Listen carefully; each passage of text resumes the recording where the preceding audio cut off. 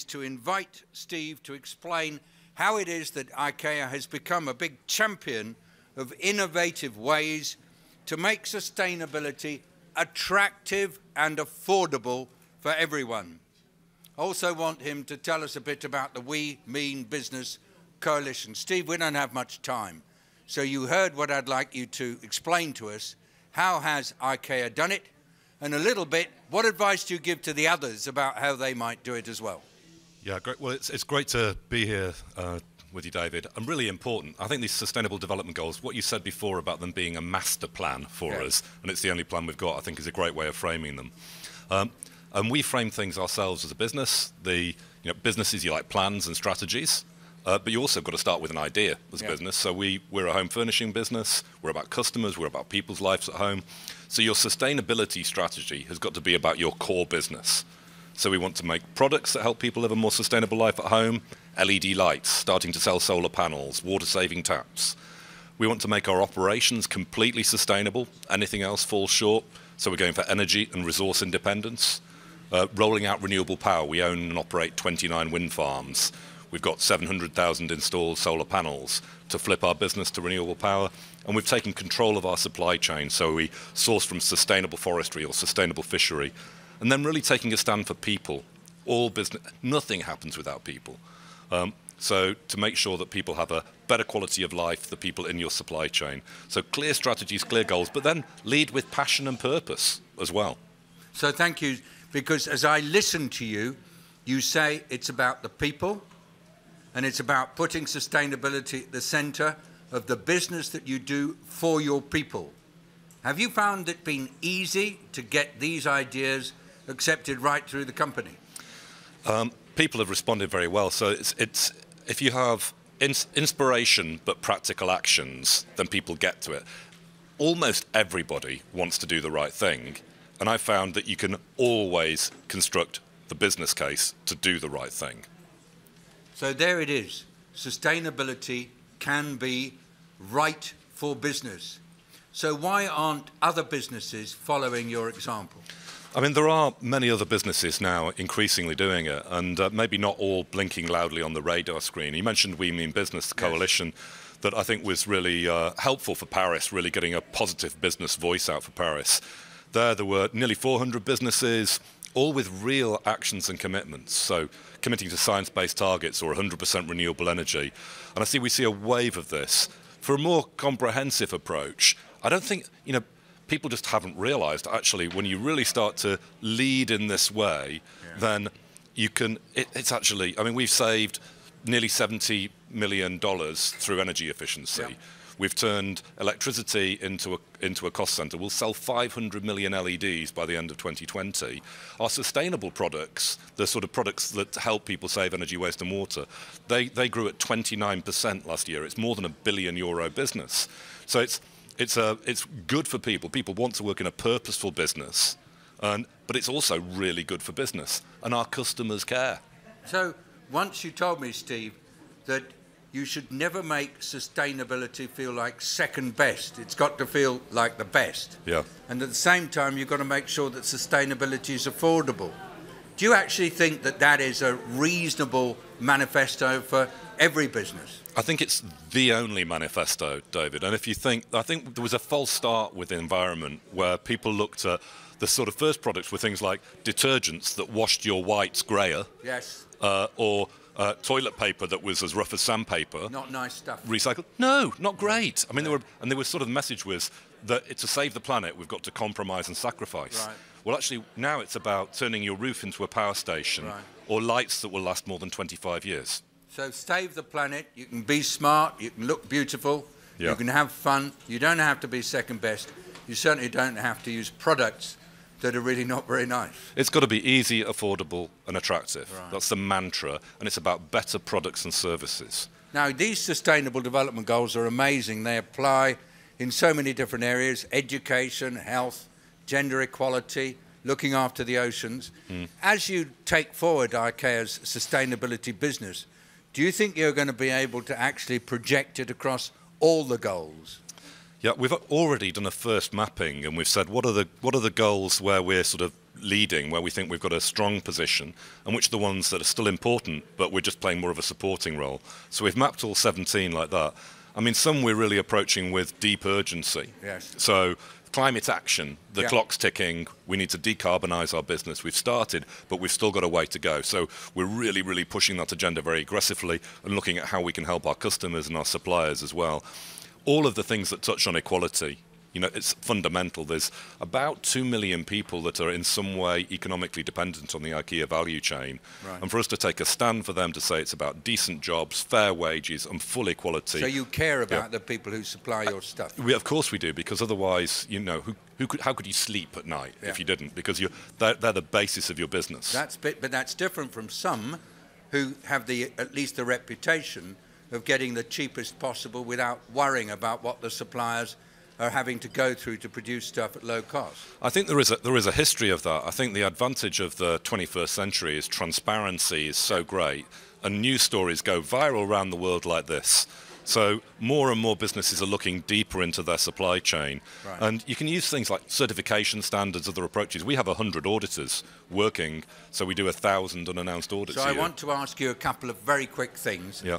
Do you think there are aspects of IKEA's business that could actually help poorer countries actually leapfrog and go ahead of so-called advanced nations and around things like housing or power generation? Have you got some new ideas coming? I wouldn't say that. I mean, we've implemented a lot of stuff. I think that really great efficiency. You know, it's a business that's been, when you're constantly trying to reduce costs to lower prices, you get really efficient. Yeah. And even so, 60 years of experience of efficiency in logistics and things like that. And if you think many of the developing countries, we've been talking about food waste today. Yes. That's poor supply chains and poor marketing and poor asymmetry in the marketing. There's lots that can be done there. I think. So look at your supply chain carefully. Yes. Look at your marketing. Look at all times at the conditions under which your customers are using your products. And thank you, Steve, for telling us all these.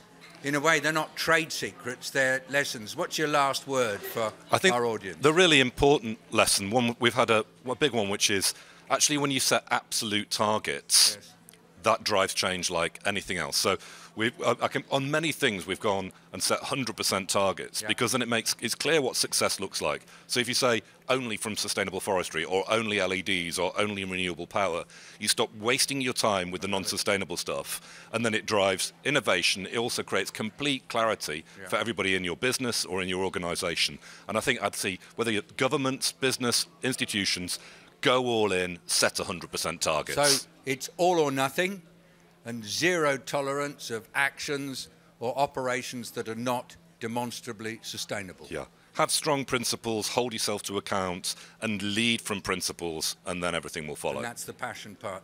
Thank you very much, Steve. We've got a group here, people who've been listening to you. Who would like to pose a question or two to Steve Howard? Hi. Please tell us who you are, sir. Oh, I'm sorry. My name's Drew Hines. Relative to are you seeing a trend where people are being more aware that you can capitalize it on a marketing level? So it's the sustainability 5 years ago and the interest from the public as a consumer compared to today. Are you seeing a rise in that? You know, actually, there's been I would say there's a massive latent demand for sustainability.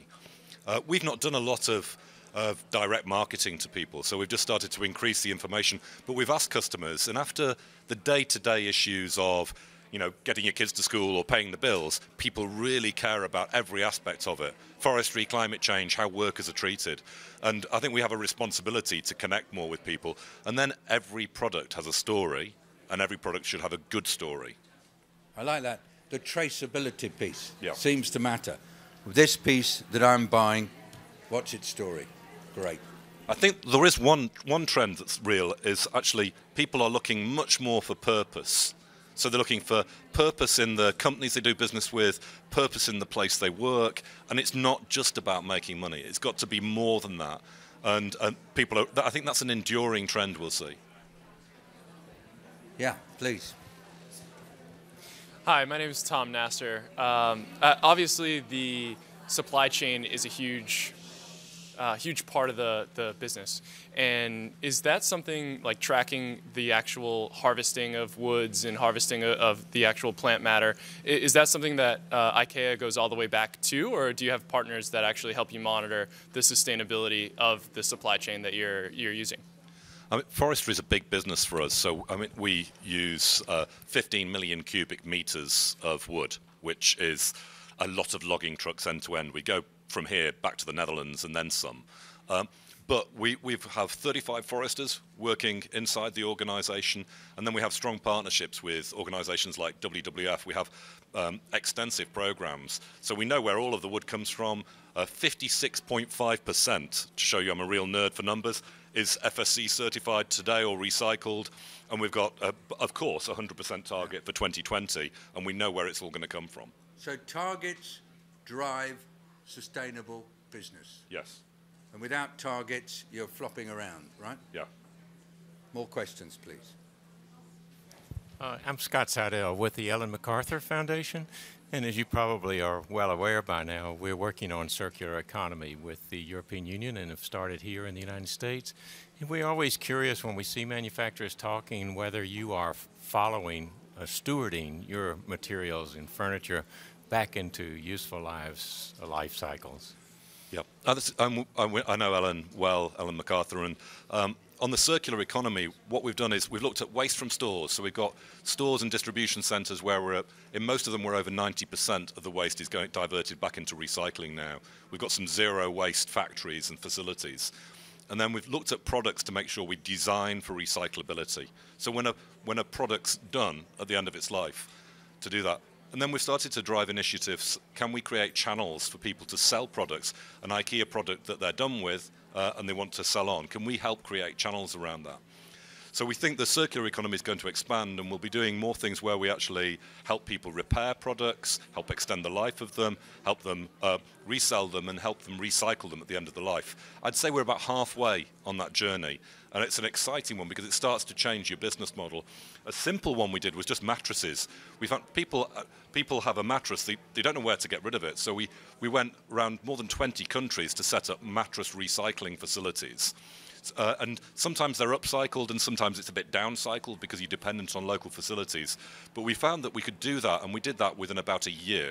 We rolled it out in 20 countries, but still more to be done. I just want to, as an absolute disciple of what you're all doing in the MacArthur Foundation, what I'd like to say as I talk with Steve is we can't expect businesses to become circular overnight. No. It takes time. And it requires a lot of careful research to see what the options are. And really great to hear that you're moving in that direction. What are the big hiccups on going circular? I mean, if you think about it, you're really efficient logistics. So we can produce a LAC table from certified wood with a renewably powered factory for a few dollars. So it's flat packed. The logistics are incredibly efficient. If you think, how do you then, if that product's finished at the end of, somebody's finished with it after X amount of years, if you're going to help recycle that, you've got to be equally breathtakingly efficient in the reverse logistics. So that's it. It's being able to undo your your assembled product seems to be quite an important thing to be able to do. It's also about simple channels that are easy for people to do. So it's about having, you don't want to ship recycled material long journeys. You want to be able to have easy segregation and things like this. So it's just, you're totally re-engineering the supply chain, so you're doing the other half of the circle in a way. And that for us, I think it's a 10-year journey. Yeah, so you're engineering the chains for recycling for the circular economy, which I'm sure in the MacArthur Foundation you've been looking at quite a lot. Thanks for that question. Any more? We have one more question, I think. Hi, I was just curious if you could just go, through your ownership structure of being owned, the holding company being owned by a foundation. That's a very unique structure and very beneficial. Yeah, IKEA Group's owned by a Dutch foundation, Stichting Inca Foundation. So we can reinvest in the business, and we have a IKEA Foundation as well. So we either reinvest in the business or the money's given away through philanthropy. But I don't want you to think that the only reason why we can do what we do is because of the ownership structure, because that would be wrong, because every single thing we do is good for the business, it's good for the customers, it drives growth, it drives our co-workers' passion. And so if you're a naked raw capitalist owned by shareholders, you should still do what we're doing. And I just, as before we close, I'd like to quiz Steve a bit on different parts of his business to find out what are the challenges with sustainability. Let's start with your meatballs. Yeah. Are they sustainable? No.